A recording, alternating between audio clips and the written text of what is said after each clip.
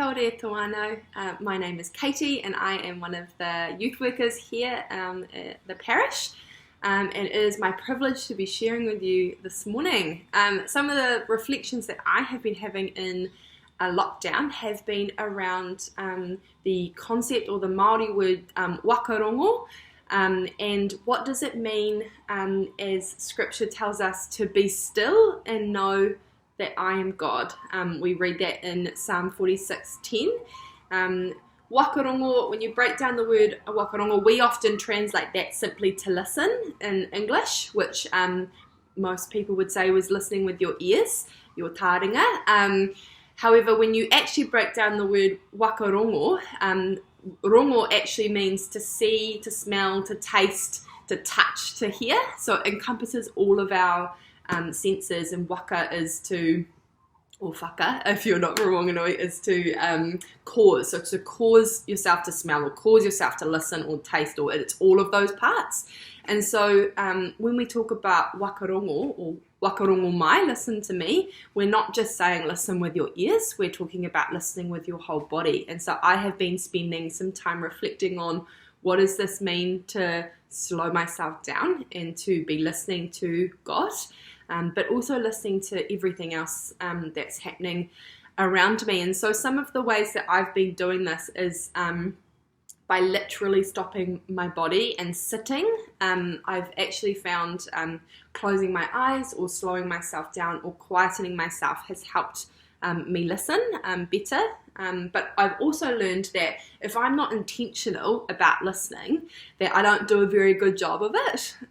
So that actually proper listening doesn't happen without being purposeful. And so I've often found myself in lockdown, as I imagine many of you, trying to achieve multiple tasks at the same time.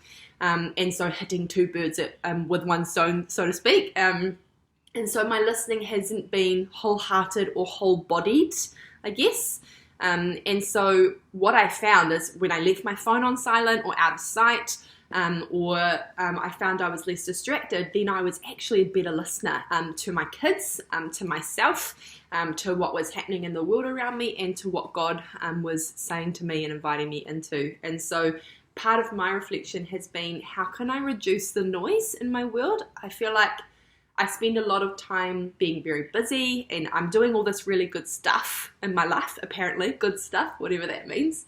But what am I doing if I'm not listening? So what am I responding to? What am I actually achieving in my life if I'm not spending any time rhythmically listening? And like I said, listening to or being still before God, being still before people, in my family, being still in my youth work practice, in my study, or being still within myself, or listening to what's happening in the world around you, or what's happening with the land. And so that's, I guess, my reflection, and my encouragement to you is to spend some time really listening. So what does it mean to listen with your whole body? And so that might mean giving somebody eye contact when you're speaking or listening to them.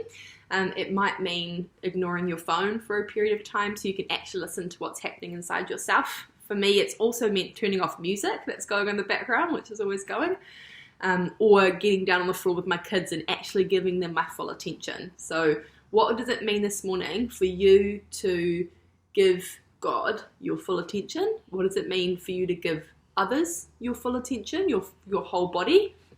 And what does it mean to listen to yourself and those around you? So those are my thoughts. I am praying for you in the parish, and I look forward to seeing you guys all soon.